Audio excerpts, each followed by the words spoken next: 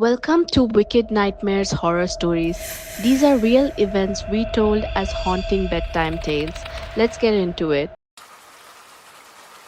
It was late on Halloween night, 1999. The kind of cold, quiet Midwestern night where the streets are empty, the porch lights are still glowing orange, and the last of the candy wrappers are blowing down the road. Across a few small towns, mostly farming communities spread across Illinois and Iowa, local AM radio stations were wrapping up their Halloween specials. Back then, these weren't big operations. Just one or two people in a booth, maybe a volunteer DJ reading ghost stories off paper, playing a few creaky sound effects, and joking with callers before signing off around midnight. Everything about that night felt ordinary until it didn't. At about 11:45 p.m., a handful of listeners across three different towns noticed something strange. Right in the middle of a song, the broadcast suddenly glitched. It wasn't a clean cut. The music seemed to stretch and slow, like someone was dragging a finger across an old tape. Then, the sound dropped into static. For a few seconds, it was just noise, soft hissing, maybe a flicker of the song trying to come back. Most people figured it was a storm or a bad antenna. But then the static started to shape itself into something else. A voice, faint at first, buried in the distortion. Several people later described it the same way. Female, low, and completely flat. No emotion. Like someone reading from a script or talking in their sleep. They're coming. Then again, slightly louder. They're coming. Over and over. The weirdest part? It wasn't coming from one station. People flipping between channels found the same voice, the same words, echoing across multiple frequencies. Three local stations, all miles apart, all hijacked at the exact same time. Listeners started calling the stations, asking what kind of Halloween prank they were running. But in every case, the DJs hadn't done anything. They were just as confused. Some even tried to cut the feed, but couldn't. The voice kept bleeding through, like it had taken over the airwaves completely. After about 90 seconds, the static returned, and then, just like that, everything went back to normal. But in those three towns, anyone who had their radio on that night remembers exactly how it felt. A chill that had nothing to do with the weather, because no one knew who said it or how it got on the air. Back then, most small-town stations still ran on analog transmitters, big metal racks with glowing orange lights, dials, and heavy switches that clicked when you turned them. The kind of setup that hummed when you walked into the room. Digital automation hadn't really taken over yet, so a lot of the work was still done by hand. A DJ would cue up a CD, check the meters, and sometimes patch things manually through cables. These systems weren't perfect. If you lived close enough, and you had the right kind of transmitter, even a homemade one, you could interfere with the signal. Basically, your transmission would overpower the station's frequency for a few seconds. Most of the time, it just caused static or faint music bleeding through from another frequency. It was rare but not impossible. But what made Halloween 1999 so strange was how coordinated it seemed. It didn't happen to just one frequency. It hit three separate AM stations all at once, around 11:45 p.m. Each of those stations was miles apart. One in a small Iowa town near the Mississippi River, another just across the border in Illinois, and a third in a farming community halfway between. About 30 miles of distance between the outermost points. And yet, the same thing happened everywhere. Regular programming stopped. The sound went muffled, like the signal was being smothered. Then came the static. And then, that voice. They're coming, they're coming. The signal was crackly and distorted, but the words were clear enough that anyone listening could make them out. It wasn't fast or panicked. It was measured, like whoever was speaking wanted to be heard. One listener described it later as the voice of someone who already knew something you didn't. For about 90 seconds, every DJ on air lost control. No matter what they did, switching frequencies, cutting to emergency tone, even pulling the feed, nothing worked. The hijacked transmission just kept running. Some of the engineers who were in the control rooms later said their equipment didn't even register the interruption. The meters didn't spike. The transmission logs didn't show any incoming override. The audio had just changed on its own. Meanwhile, Phone lines at all three stations lit up. Listeners calling, asking if it was part of the show. One caller said his radio wasn't even tuned to the same frequency.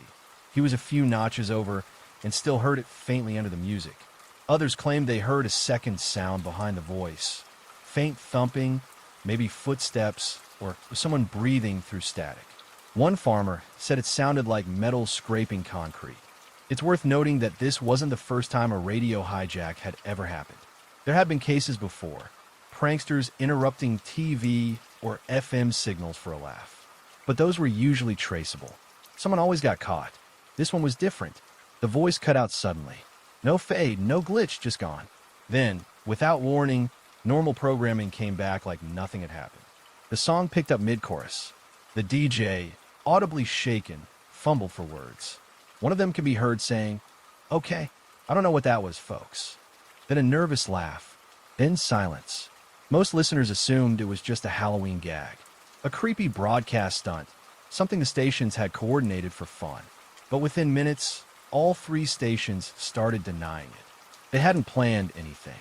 There were no special broadcasts, no scripted interruptions.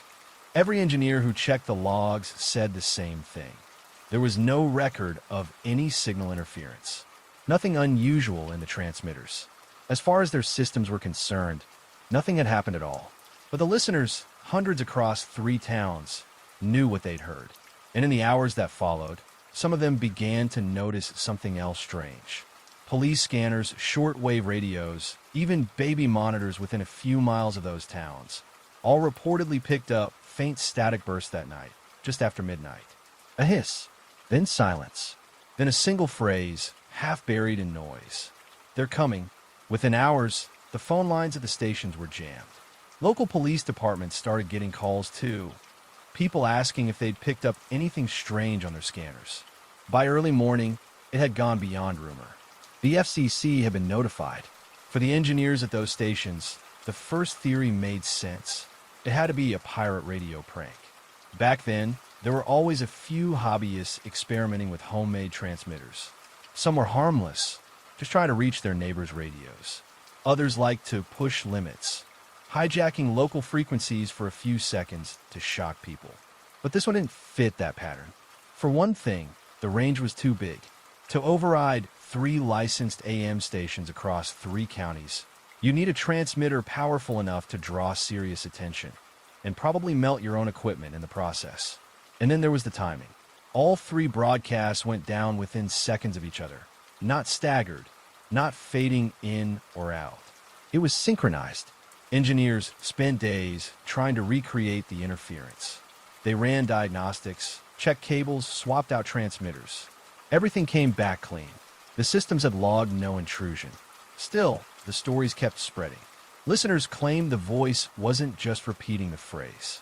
Some swore that underneath the words, there were other sounds.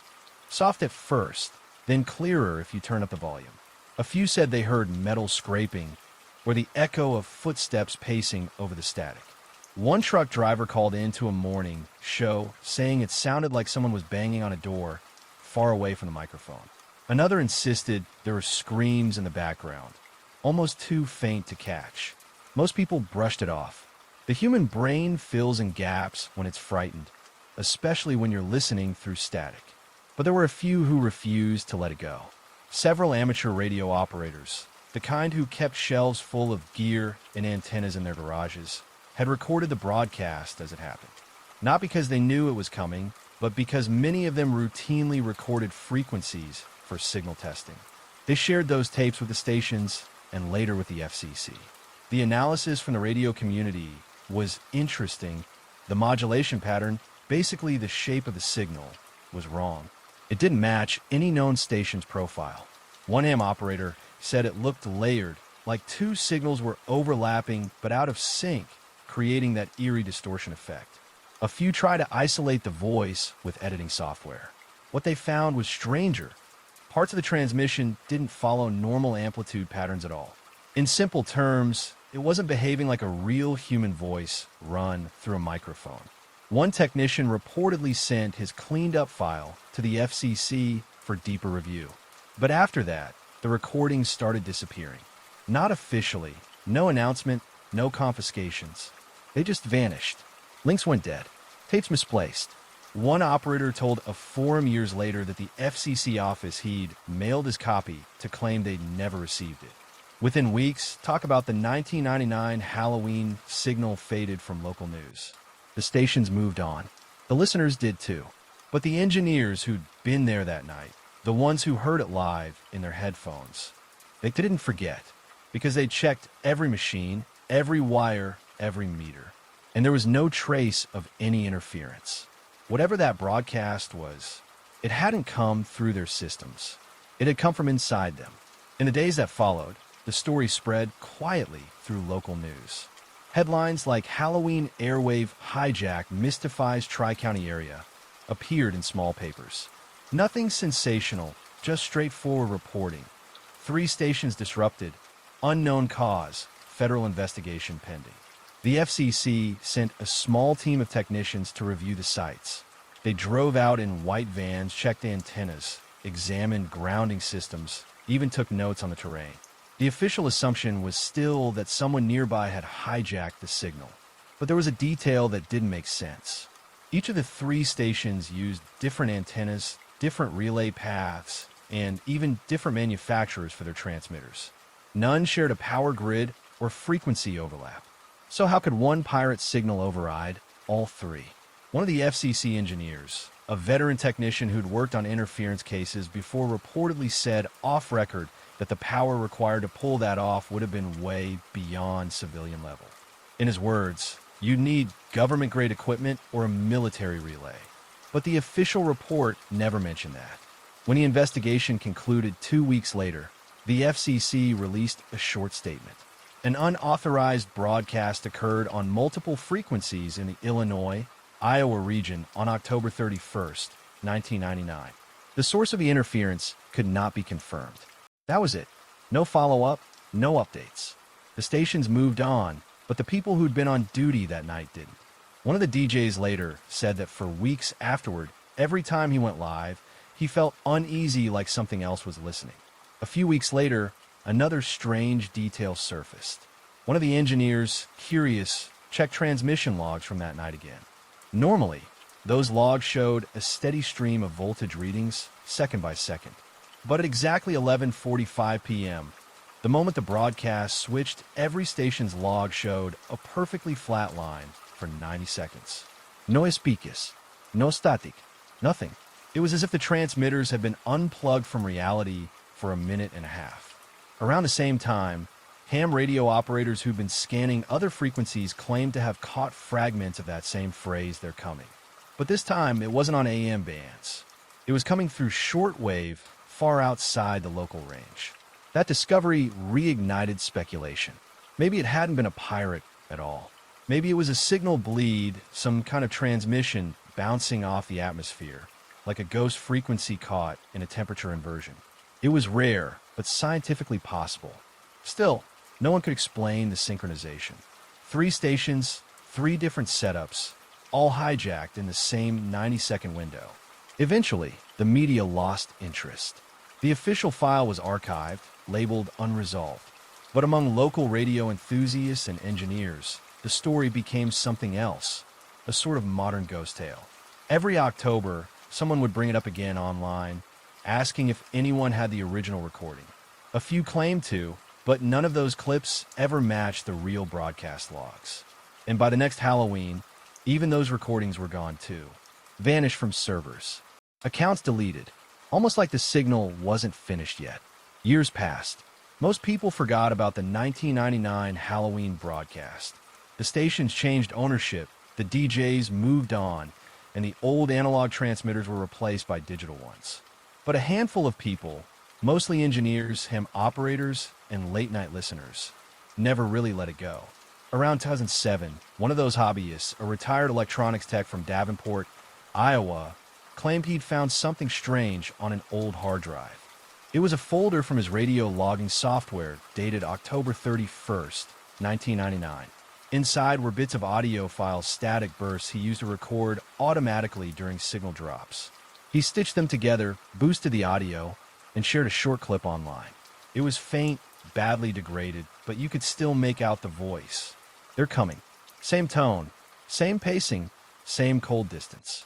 But this time, there was something new underneath. A low hum, rhythmic, mechanical, almost like an engine idling far away.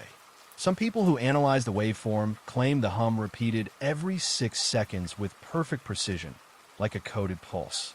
A few days after the clip surfaced, the original post vanished. The account that uploaded it was deleted. When other users tried to download cached versions, they got error messages. That pattern would repeat several times over the next few years. Someone would claim to have a clean copy of the 1999 recording. They'd post a snippet, usually late at night, on ham radio forums or old paranormal boards. Then, within hours, it would disappear, not just the post, but the user's entire profile. In 2014, a small radio history blog tried to compile all known mentions of the event. The author tracked down 3 of the original station engineers, now retired. 2 declined to talk. The third agreed to a short phone interview. He said that, at the time, he didn't believe anything paranormal was going on, it was just a technical anomaly. But then, almost as an afterthought, he mentioned something he'd never told the FCC. When he'd been cleaning out the control room the morning after the incident, he noticed one of the recording decks, an old reel-to-reel used for air checks, had kept running all night. It had captured the entire 90-second interruption. He said he played it once. The voice was there, clear as ever. But right before the end, something else faded in faint, quick, almost imperceptible. He described it as a sound like whispering right under the static. He said he stopped the tape, rewound it, played it again. And that second time, it wasn't there. He boxed the reel up, sent it to the FCC as part of their request. They confirmed receipt. But when he asked about it later, they told him no such tape existed in their archives. When the interviewer asked him what he thought it all was, he paused for a long time, then said quietly, sometimes I wonder if we were the ones being listened to. After that, he hung up. The blog post went live 2 weeks later. Within days, the site crashed. The author said it was a server issue, but when they rebooted it, that article was gone. And yet, every Halloween since, a few ham radio operators in that same region report the same thing. Just before midnight, a faint burst of static crosses one of the old AM frequencies. Sometimes it's just noise. Sometimes it's nothing. But a few say, if you listen closely enough, you can still hear it. They're coming. Halloween night, 2017. The streets of Silverton, Oregon, had started to wind down. Porch lights were flicking off one by one, and the sound of laughter that had filled the air all evening was now scattered and distant. Just a few last groups of kids running across intersections, clutching their candy before heading home. Emily Nolan stood in her kitchen, half watching the time on the microwave clock, half listening for footsteps on the porch. She wasn't the kind of parent who panicked easily. Silverton was safe, and Jacob had always been responsible. But as the minutes dragged past 9, she started pacing from the window to the door. She sent a quick text, "You almost home?" Then another one 5 minutes later. Both went unread. At first she thought maybe his phone had died. It was an old hand-me-down Nokia she'd given him just in case, but the battery barely held a charge. Still, he should have been back by now. She stepped out onto the porch, listening. The neighborhood was quiet except for the wind moving through the trees. The air had turned colder, sharper, the kind that made every sound travel. She called his name once, softly, then louder. Nothing. By 9:30, she grabbed her keys and got in the car. She started with his usual route, down Maple Avenue, around Pine Street, then toward the park. Her headlights caught the fluttering edges of Halloween decorations still clinging to fences. Fake cobwebs, hanging skeletons, paper ghosts spinning in the breeze. Every now and then she'd slow the car, scanning sidewalks for movement, expecting to see a flash of green from his glow stick. She didn't. At 9:45, she looped around again, driving slower this time. She rolled her window down and called his name. Her voice echoed faintly between houses. The few people she saw were packing up, parents carrying tired kids, porch lights turning off one by one. When she passed the small park near Alder Lane, she pulled over. The swing set creaked slightly in the wind. Candy wrappers were scattered near the bench, and a single orange pumpkin bucket sat tipped over near the curb. She got out and picked it up, thinking for a second it might be his, but it wasn't. This one was cracked on the side and filled with leaves. By the time she got back in the car, it was almost 10. Her stomach tightened. She called his phone again, pressing the phone to her ear, straining to hear anything, a ring, a vibration of voice. It went straight to voicemail. She turned on a Pine Street again, driving slower now, high beams cutting across the yards. On one porch, she saw a skeleton decoration hanging crookedly in the dark. For a split second, her brain tricked her into thinking it was him, standing there motionless. Her hands tightened on the steering wheel.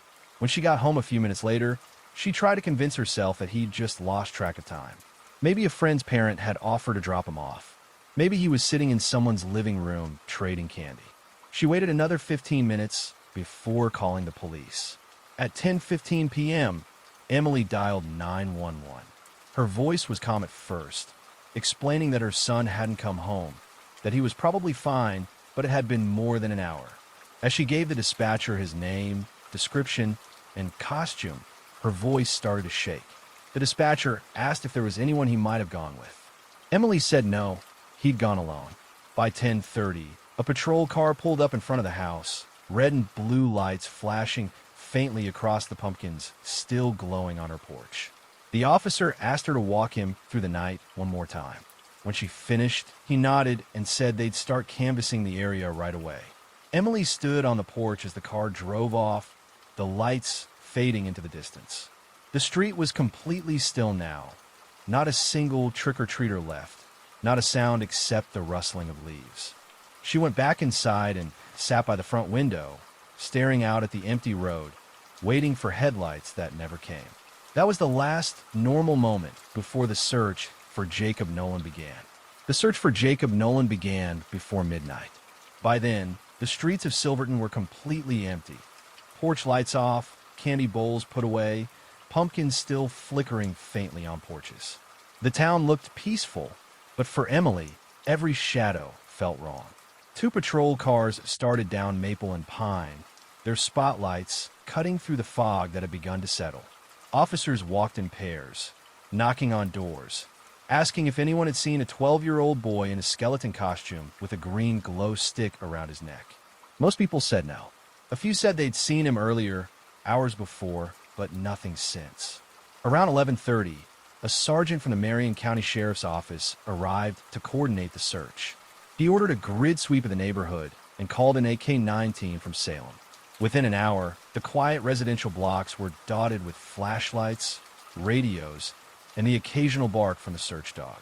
At 12:12 a.m., the dog picked up a scent on Pine Street, faint but distinct. It led them halfway down the block, right near the intersection with Alder Lane. Then it stopped. The handler walked the dog in circles, trying to reacquire the trail, but it was gone. The scent just ended there, as if Jacob had vanished into thin air. Officers fanned out, checking nearby yards, alleyways, and the wooded strip that ran behind the neighborhood. They found nothing. No shoe prints, no candy, no torn costume fabric, no sign of a struggle. Detectives thought maybe he'd wandered into one of the older houses or gotten into a car with someone he knew.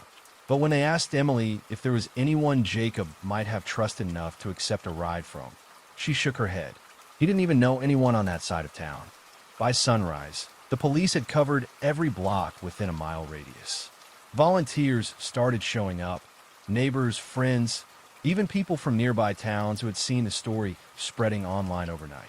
They formed search lines, moving through the parks, ditches, and fields, calling Jacob's name over and over. Reporters showed up by noon. Local news stations set up cameras near the park where he'd last been seen. The town's mayor made a brief statement, calling it a community effort and promising every resource possible to bring Jacob home. By the end of that first full day, more than 200 people had joined the search. By the end of the second, that number had doubled. Still nothing. Then, late on the third night, one of the volunteers, a man named Chris Lowell, made a call to police that would shift the direction of the entire investigation. Chris lived just a few houses away from where the trail had gone cold. He'd been reviewing footage from his home security system mostly to see if his cameras had caught any trick-or-treaters. What he found wasn't clear, but it was enough to make his hands shake as he hit pause. At exactly 8:44 p.m., the same time neighbors reported seeing Jacob near Pine Street. Chris's driveway camera showed a short figure walking along the sidewalk. Small frame, black costume with glowing white lines down the legs and arms, and something bright around the neck. It was Jacob. He was walking calmly, candy bag in hand, looking straight ahead. Then, just as he disappeared out of frame, the camera caught something else, a faint shadow moving in the background. Not a trick of light, not another kid. Something or someone was standing under a tree across the street, motionless, half hidden by darkness. The shape never moved closer. It just stood there, watching. Police collected the footage that same night, but when they went back to the scene the next morning, there were no footprints, no tire marks, nothing disturbed in the grass. The spot where the shadow had stood looked completely untouched. And from that point on, the story of a missing boy started to feel like something that didn't make sense, even for a small town used to ordinary explanations. When detectives reviewed Chris Lowell's footage the next morning, they played it again and again, pausing, zooming, adjusting brightness. The timestamp matched exactly with when Jacob was last seen by neighbors. The angle showed the boy walking steadily past, holding his candy bucket in one hand, the green glow stick faintly pulsing with each step. Then, just as he passed out of frame, that same faint figure appeared across the street, barely visible under a tree, still, almost blending into the shadows. No distinct features, just the outline of a person. Investigators tried to enhance the image, but there wasn't much to work with. The footage was low resolution, the camera positioned far back. Even with filters, you couldn't tell whether it was a man or woman, adult or teenager. The only thing clear was that whoever it was hadn't moved for at least 10 seconds. That part of the street didn't have any streetlights. When they visited the spot in daylight, it was just grass, a few trees, and an old telephone pole with faded posters stapled to it. No footprints, no candy, nothing disturbed. At first, police thought maybe it was just another parent, someone waiting for their kids to finish trick-or-treating. But the more they looked at the video, the less sense it made. The shape appeared before Jacob entered the frame and didn't move the entire time he was visible. Then, right after Jacob passed out of view, the figure seemed to fade backward, not turning, not stepping, just gone. The original footage didn't have sound. But later that afternoon, Chris remembered that one of his other cameras, the one pointed toward his front porch, sometimes picked up ambient audio from the street. He pulled that file and synced the timestamps. What played through the speakers wasn't what anyone expected. At first, you could hear faint voices, laughter, the shuffle of kids walking by. Then Jacob's footsteps, light, rhythmic, and clear on the pavement. But right after he passed, there was another sound layered under the background noise. It wasn't a voice exactly, more like a low, distorted hum. It started faint, rose slightly in pitch, then faded out, a smooth mechanical pattern that lasted only a few seconds. When the audio team at the sheriff's office analyzed it, they couldn't match it to any nearby source. No vehicles, no HVAC units, no power lines. Nothing in that neighborhood should have made a sound like that. They played it for Emily a few days later. She listened quietly, her eyes fixed on the floor. When the hum played, she looked up. "That sound," she said softly. "That's the same sound his phone made when it lost signal." Detectives checked the call logs again. Jacob's phone hadn't pinged a tower since 8:43 p.m., 1 minute before that recording. After that, it was as if it had been powered off or destroyed. The footage was sent to a digital forensics lab for deeper analysis. Weeks passed, and when police followed up, they were told the results were inconclusive. The report never went public. Meanwhile, the town began to quiet down again. Search efforts were reduced, volunteers returned to their routines, and news stations moved on to other stories. But for Emily, every night was the same. She'd leave the porch light on, sometimes until dawn, just in case Jacob somehow found his way back. Then, 6 days after Halloween, just when it seemed like the case had gone cold, Emily's phone rang. The caller ID was blocked. She almost didn't answer. When she finally did, a voice crackled through the line, faint, distant, and almost drowned in static. "Mom!" Then silence, and the call disconnected. The block number call lasted only 7 seconds. Emily stared at her phone, replaying that moment in her head again and again. The voice had been faint, young, shaky, but she was sure it was Jacob. The single word, "Mom," came through, then static, then nothing. She called 911 immediately. Within an hour, officers and tech experts were at her house, pulling call logs, tracing lines, and trying to isolate where the signal came from. But it wasn't easy. Block numbers mask origin data, and if the call was routed through internet or VoIP services, tracking it could take weeks, sometimes months. By midnight, investigators confirmed only one thing. The call didn't come from Jacob's phone. His number was still inactive. His SIM card hadn't connected to any network since the night he vanished. So whoever made that call either used a masked relay app or somehow had access to his voice. Detective Ray Duncan, who had handled missing persons for over 20 years, asked Emily to describe exactly what she heard. She told him the same thing again. It was her son's voice, but quieter, thinner, almost filtered through something. She said there was static, and underneath that, a faint tapping sound like dripping water or footsteps echoing in a hallway. The audio was sent to the state crime lab for enhancement. A week later, they returned a cleaned-up version. When they played it back in the conference room, everyone in the room froze. It did sound like a young boy. You could hear the single word clearly now. "Mom." Then under the static, that same strange, low hum appeared again. The same pattern from the street cameras recording. Only this time, it wasn't faint. It rose sharply, like feedback from a microphone, then cut out in the middle of the word. After that, silence. Detectives requested tower triangulation data for any nearby numbers using masked calling services during that hour. Only one hit came back. A signal that pinged briefly near Route 213, about 2 miles from Silverton, close to an abandoned sawmill that had been shut down since 2003.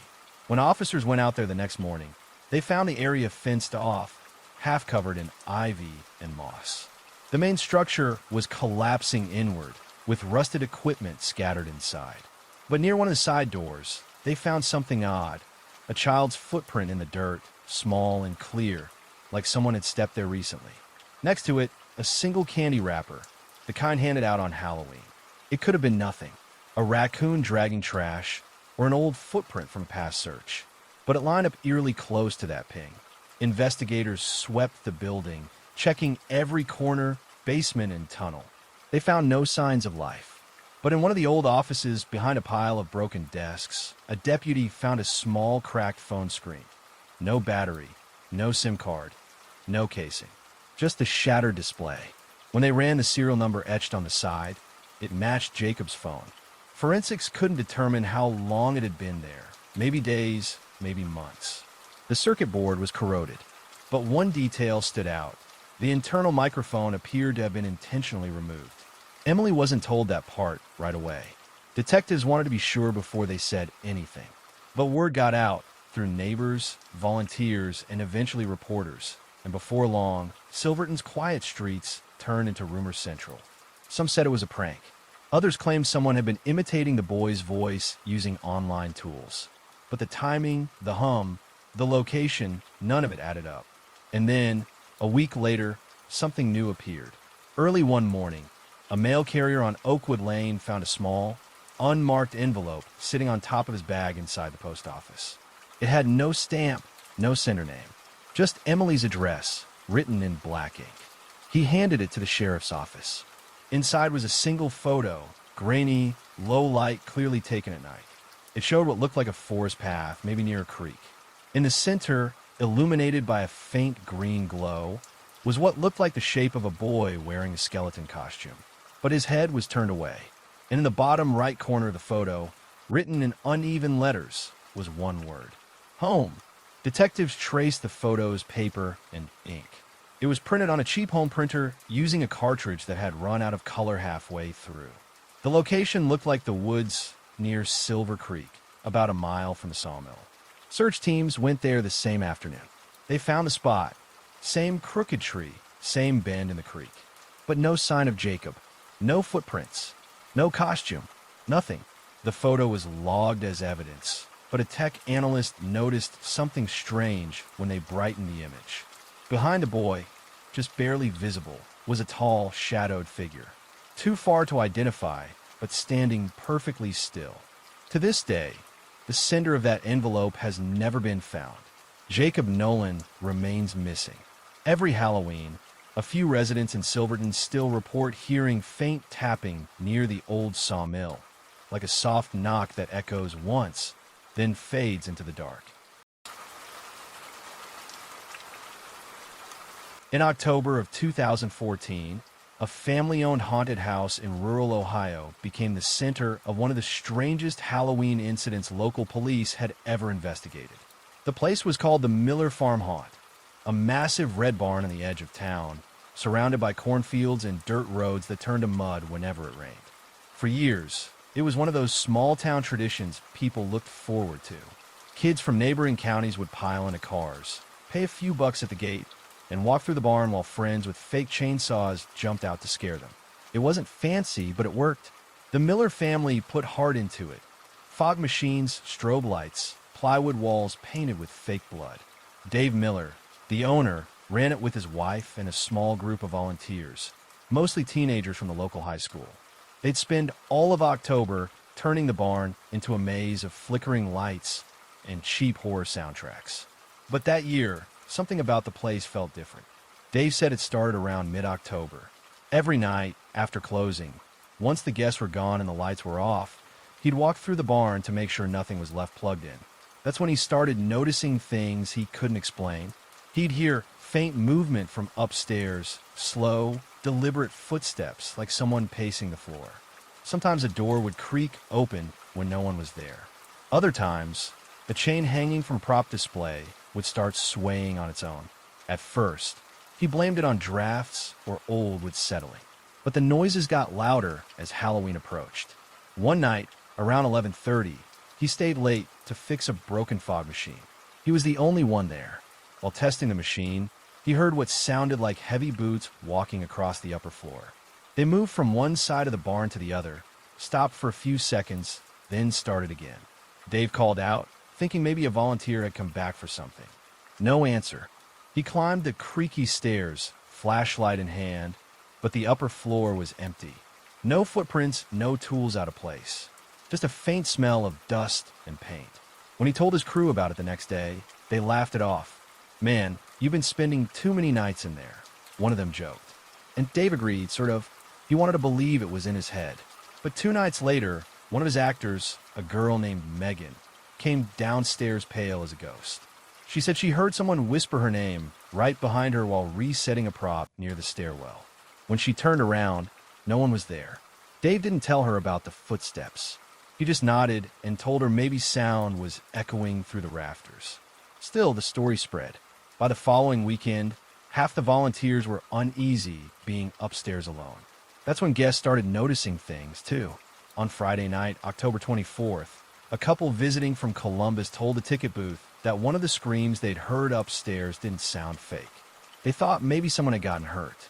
Another guest, a father who'd brought his 2 kids, said he heard crying, faint, coming from behind one of the walls. But when they finished the tour, everyone was fine. At first, Dave assumed people were just getting into the Halloween spirit. After all, hearing real screams was part of the thrill. But by Halloween weekend, the reports kept coming, all describing the same thing: a female voice screaming or crying from the second floor. The problem was, there wasn't supposed to be anyone up there during show hours. The actors worked the main floor and basement. The second floor had been closed off for years because the floorboards were weak. So Dave checked the security cameras that pointed up the stairwell. Between 9:12 and 9:15 p.m., when guests had been inside, the camera feed glitched. First static, then a few seconds of complete darkness. When the image returned, the motion sensor light upstairs flicked on, as if someone had just walked through.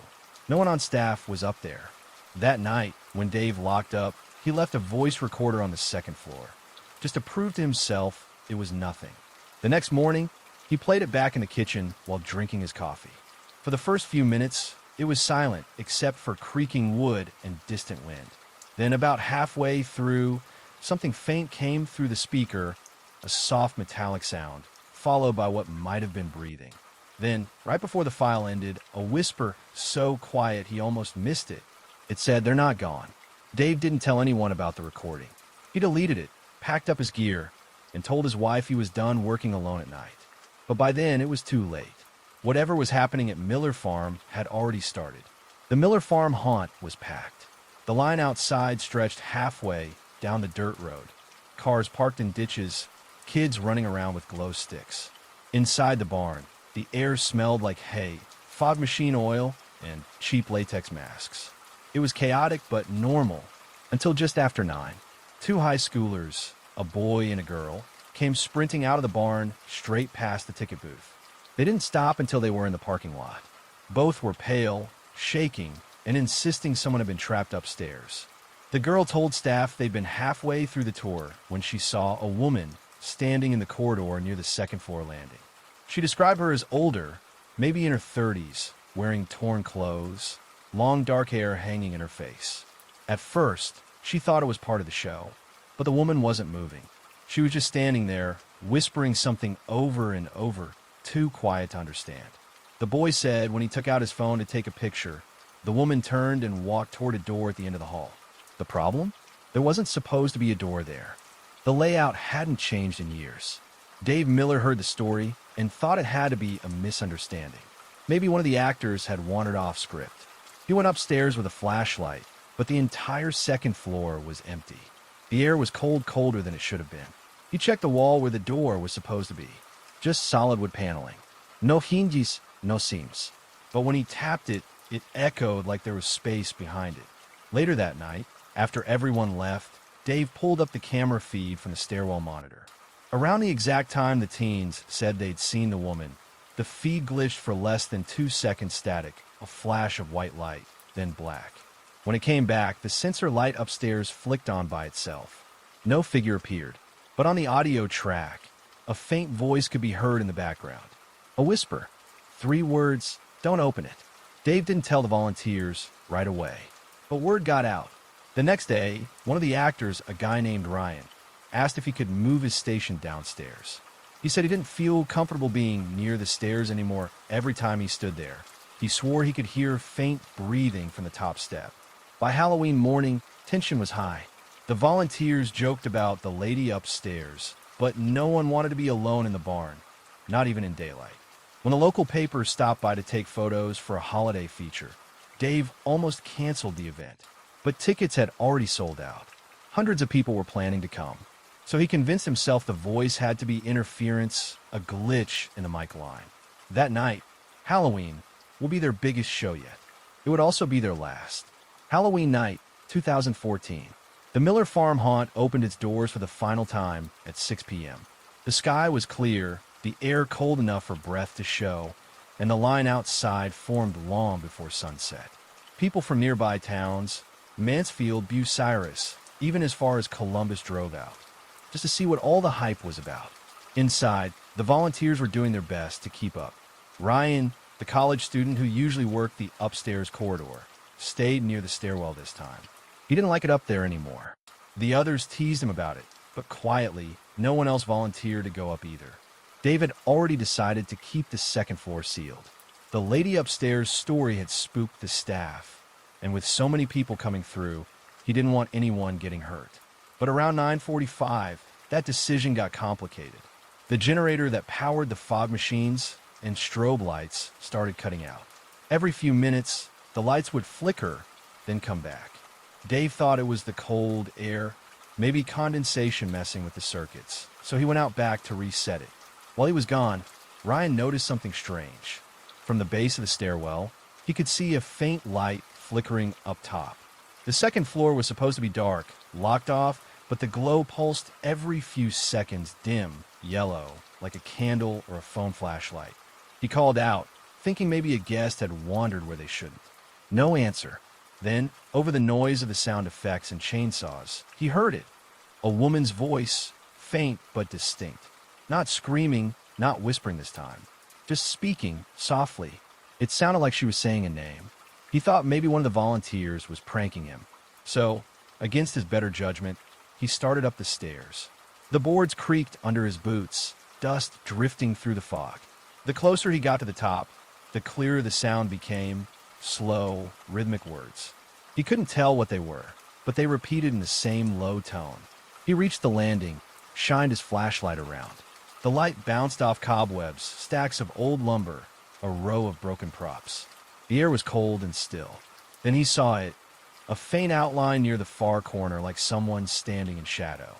The same spot where the teens had claimed they'd seen a woman 2 nights before. "Hey," he called out. "This area is closed."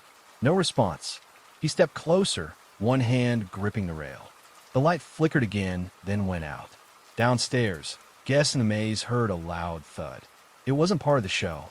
Someone screamed, and the lights cut off completely. The generator outside had gone down again, but this time it didn't come back on. Inside, total darkness. For 30 seconds, no one moved. A few guests thought it was a special blackout effect. They laughed, waiting for the next strobe or sound cue. But then another scream echoed sharper, panicked. Someone yelled for help. Dave ran in from outside, flashlight in hand, shouting for everyone to exit through the emergency door. The crowd moved fast, tripping over props and fake tombstones. Within minutes, the barn was empty except for the staff. And Ryan was gone. At first, they assumed he'd gotten out with the guests. But when everyone regrouped outside, he wasn't there. His prop chainsaw lay near the stairwell, its plastic blade cracked in half.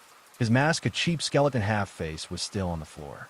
They searched every corner of the barn, yelling his name. Nothing. The attic door at the top of the stairs was shut tight, sealed with a padlock that hadn't been touched in years. Still, when Dave went to grab the handle, he noticed deep scratches on the wood, fresh ones cutting straight through the paint. When police arrived an hour later, the first thing they did was clear the building. They found no sign of forced entry, no footprints in the dust, no evidence anyone else had been inside. But they did find something behind one of the fake walls near the stairwell, a space about 3 feet wide, hidden behind plywood. Inside that hollow, there were old boards, a broken chair, and what looked like dried wax pooled on the floor. One officer said it looked like someone had been lighting candles there recently. The sheriff ordered a full search of the property. Deputies combed the fields, the corn rows, even the creek behind the barn. They found tire tracks near the edge of the property, but they couldn't tell if they were from visitors or something else. By sunrise, the only thing missing was Ryan. Dave gave his statement around 6 a.m., sitting in the back of a patrol car, hands shaking from exhaustion. He told them everything about the woman the guests saw, the voice recording, the upstairs noises, even a whisper on the security feed. The detective wrote it all down, but he didn't look convinced. Then, one of the techs came over with a clipboard. He said the generator failure had been caused by a wiring surge, something that shouldn't have happened. The surge started in the attic that was locked from the outside. When they checked the security DVR, the attic camera had activated for the first time in years. The system time-stamped it at 9:46 p.m. right when the blackout started. The footage was only 12 seconds long. Static, flickering lights, and at the very end, just before the feed cut out, a dark shape crossed the frame. It looked human, but it wasn't walking. It was crawling. The morning after Halloween, the Miller Farm property looked more like a crime scene than a holiday attraction. Yellow tape stretched across the barn doors. Police cars lined the dirt road, and the last of the fog machines sat silent in the cold air, still leaking wisps of vapor that caught the sunrise. Detectives from the county sheriff's office arrived early. They'd handled missing person cases before, but not like this. One of the first things they did was ask Dave to unlock the attic door, the one no one had opened in years. He hesitated. The padlock was old and rusted, but intact. He hadn't touched it since before the haunt opened for the season. When they finally cut it, the hinges gave a dry, metallic groan that echoed down the stairwell. Inside, the attic smelled like dust and wood rot. It was bigger than anyone remembered, full of old props and forgotten decorations, broken mannequins, deflated inflatables, crates of tangled lights. Dust covered everything, but something didn't fit. Near the center of the room was a circular patch of clean floor, about 6 feet wide, as if someone had recently cleared it. Around the edge of that circle were dark stains, maybe wax, maybe something else, and small bits of burnt string. A detective crouched and picked up one of the pieces. It looked like a wick from a candle. There were no footprints in the dust, except for a single boot print near the far wall. Ryan sighs. They followed it to the corner, where a narrow space between the rafters led to a crawl tunnel one that hadn't been on any of the original blueprints. It looked hand-dug, the kind of thing someone might have carved out years ago for wiring or storage. But it stretched deeper than expected, angling down into the barn's wall cavity. A search team used a small camera probe to check inside.